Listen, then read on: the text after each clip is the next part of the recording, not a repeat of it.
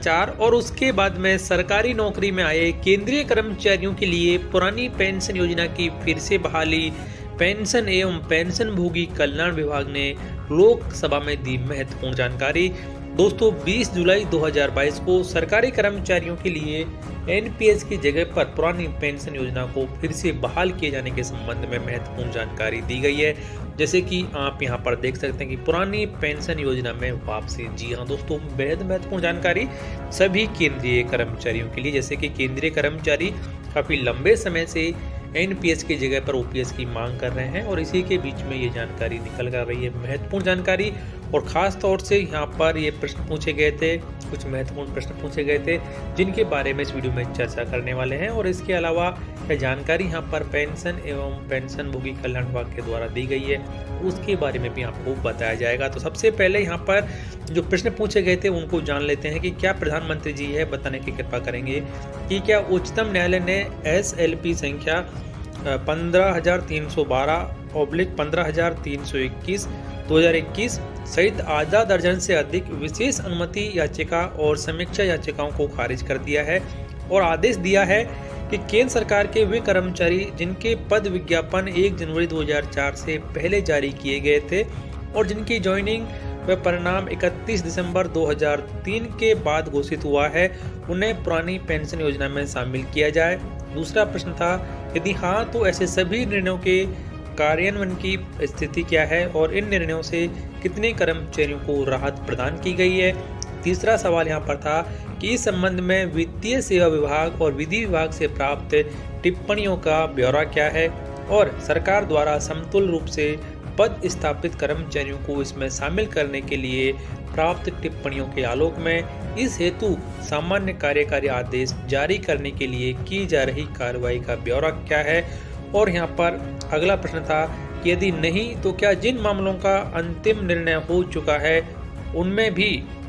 प्रभावित सरकारी कर्मचारियों को इस मामले में लंबी मुकदमेबाजी की प्रक्रिया से गुजरना पड़ा है और कुछ निर्णयों में इसे लागू भी किया जा चुका है, और यदि हाँ तो इस संबंध में क्या टिप्पणियां हैं। तो ये 4 महत्वपूर्ण सवाल पूछे गए थे सरकारी कर्मचारियों के लिए पुरानी पेंशन योजना को फिर से लागू किए जाने के संबंध में। दोस्तों वीडियो में आगे बढ़ने से पहले यानी कि इन सवालों के जवाब जानने से पहले सरकारी कर्मचारियों के लिए बेहतर पेंशन योजना के बारे में आपकी राय कमेंट बॉक्स में लिखकर जरूर बताएं। इस वीडियो को लाइक और शेयर जरूर करें। तो आइए जान लेते हैं कि क्या जवाब दिए गए यहाँ पर। तो कार्मिक लोक शिकायत और पेंशन मंत्रालय तथा प्रधानमंत्री कार्यालय में राज्य मंत्री डॉक्टर जितेंद्र सिंह के द्वारा जवाब दिए गए हैं, जो कि इस प्रकार हैं। तो यहाँ पर सबसे पहले जो दो सवाल हैं उनके जवाब इस प्रकार दिए गए हैं कि माननीय उच्चतम न्यायालय ने उन सरकारी कर्मचारियों को जिनकी चयन प्रक्रिया 1 जनवरी 2004 के बाद पूरी हुई थी,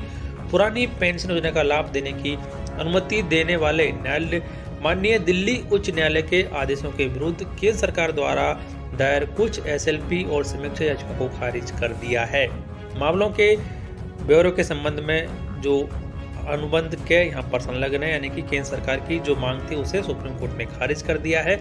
अगला प्रश्न का जवाब था यहाँ पर कि वित्तीय सेवा विभाग ने अपनी टिप्पणियों में सूचित किया है कि पेंशन और पेंशन भोगी कल्याण विभाग उन कर्मचारियों जिनकी भर्ती के लिए विज्ञापन दिनांक 1 जनवरी 2004 को या उससे पहले जारी किया गया था, उनको एनपीएस के दायरे से बाहर करने और उनके ओपीएस के तहत कवर करने के संबंध में समुचित निर्णय ले सकता है। यानी कि ऐसे कर्मचारी जिनकी भर्ती की जो विज्ञापन है वो 1 जनवरी 2004 या उससे पहले जारी किया गया था, उन कर्मचारियों को भी एनपीएस की जगह पर ओपीएस का लाभ दिया जा सकता है। विधि विभाग ने सूचित किया है कि दिनांक 1 जनवरी 2004 से पूर्व जारी किए गए रिक्ति संबंधी विज्ञापन और अधिसूचना के आधार पर दिनांक 1 जनवरी 2004 को या उसके बाद केंद्र सरकार की सेवाओं में नियुक्त किए गए सरकारी कर्मचारियों को पुरानी पेंशन योजना के अंतर्गत कवर किए जाने के लिए कार्यकारी निर्देश जारी करने के प्रशासनिक निर्णय से संबंधित मुद्दे की इस विभाग में जांच की गई है और उसे सही पाया गया है। तो इस तरीके से ऐसे कर्मचारी जिनके की भर्ती के विज्ञापन 1 जनवरी 2004 से पहले जारी हो चुके थे, उनको पुरानी पेंशन योजना का लाभ दिया जाएगा और इसमें किसी प्रकार की कोई कानूनी अड़चन भी नहीं है। और उसके बाद में ये कहा गया है